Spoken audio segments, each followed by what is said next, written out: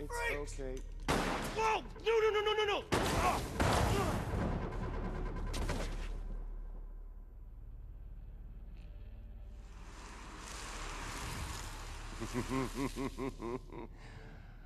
Oh, this fast healing stuff is gonna come in real handy.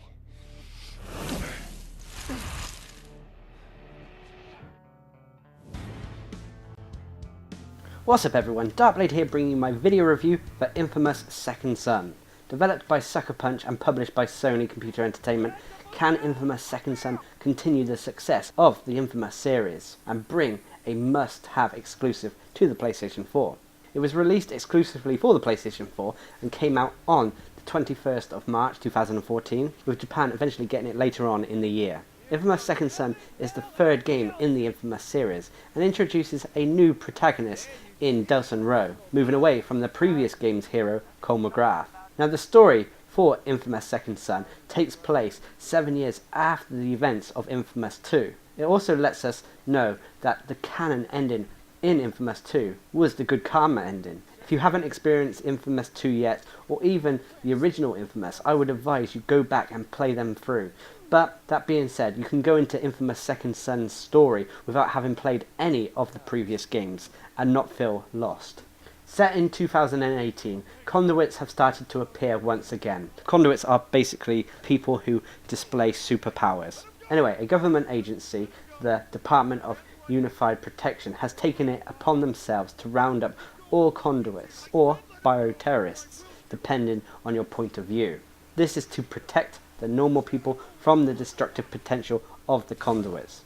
Now the DUP have more motives that you can shake a stick at, and even contradict themselves a little, as a lot of the members of the organisation have conduit powers themselves. Anyway, the story starts off with our new hero, or villain depending on how you're playing, Delson, a member of the Akomis tribe, a young delinquent at the game's beginning.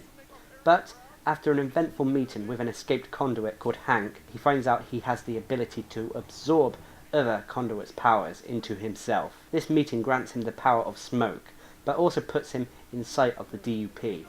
After the DUP catch up with the escaped conduit, Hank, that Delson ran into, we are introduced to the main villain of the story, Brooke Augustine. She herself is a very powerful conduit, with the power to control concrete. Recapturing Hank, Augustine questions Delson, and after some roadwork persuasion, things start to take a turn for the worst. This is where the player gets to start making major decisions in the storyline. Do you give yourself up, or do you keep quiet, putting the tribe at risk? Either way, the tribe suffer, as Augustine is ruthless and uses her interrogation methods on the tribe to find out as much as she can. Delson, though, is not taken, and awakens after a week to witness what has happened to the tribe. This is the main motivation for the game, as Delson believes if he can get the power of concrete, he will be able to heal the tribe. Thus, Delson, along with his older brother, and a lot more level-headed brother, Reggie, they head off to Seattle, where the DUP are currently set up. Once in the city, the pair begin to search around, trying to expand Delson's powers, as well as seek out clues and other possible leads. Along the way, Delson will acquire new powers, as well as new allies. The allies take the form of an ex-junkie with the power of neon, and a gamer with the power of video. Together they seek out Augustine, disrupt the DUP's operations, and try to become a hero or become infamous. Now I'm not going to spoil too much of the story. For me, the story felt a lot more solid than the other Infamous games. It felt very well acted, told and performed. The animation of the characters told just as much as the story as the actual voice acting. I feel that almost all the characters were well done.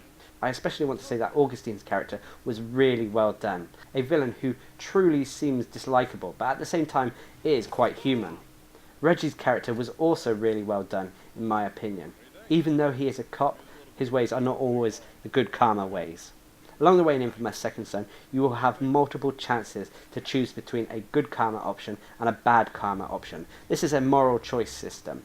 Now I can already hear some people saying at this, but it's not done too badly, I feel.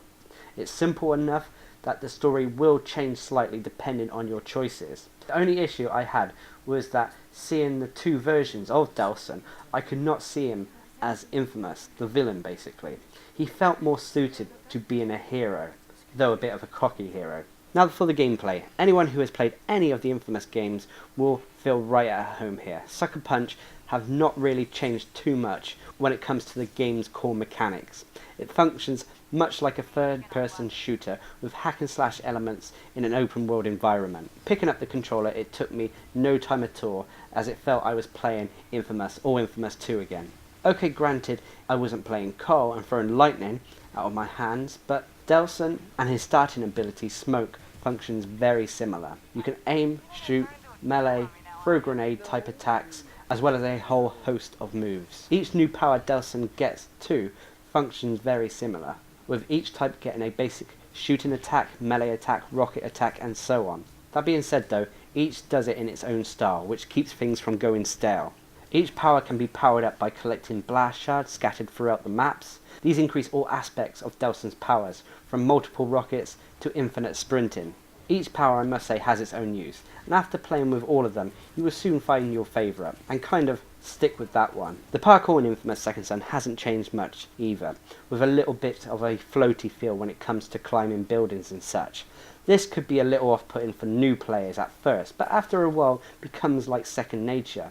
Also, when you combine this with some of Delsin's abilities, like the video glide or smoke dash, it fits together very nicely. Traversing the Seattle rooftops becomes a little tiresome until you grab the powers of Neon and Video. Then it becomes a breeze. All the powers Delsin gets in this game are so flashy, they really do make you feel like a superhero. The gameplay is put together so smoothly, and even though this is an open world game, I found little bugs that broke my immersion. As I said, the game is basically an open world game with main mission quests and plenty of side quests to keep you playing for hours. Although this game is not the longest, you will definitely get your money's worth once you've completed all of it.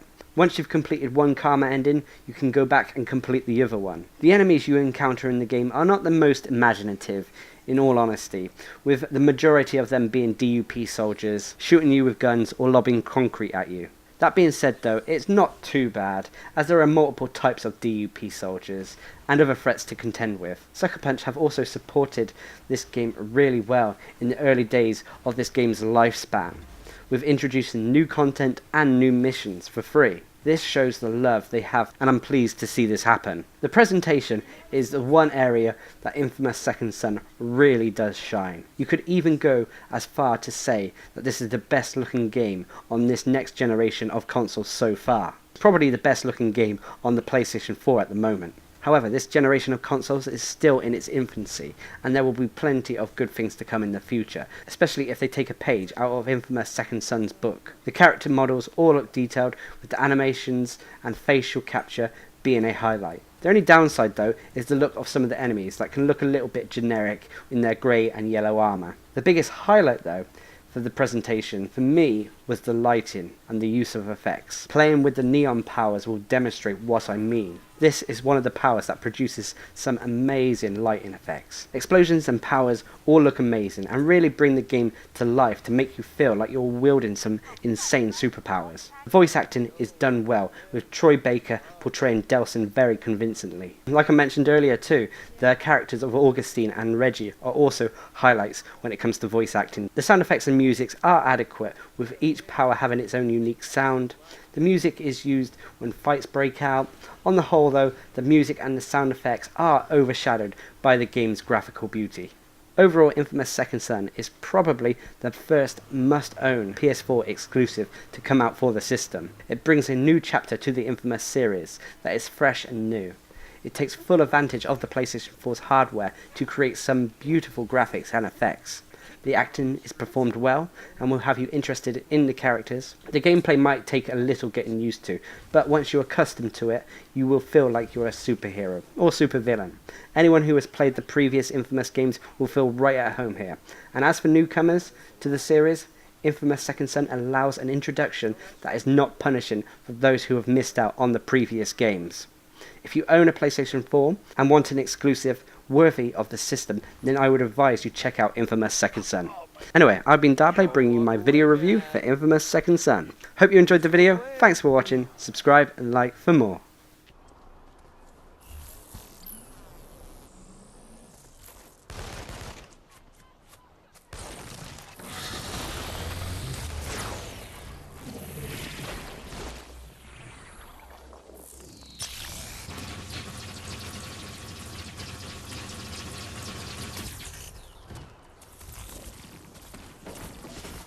Sorry, Baldy.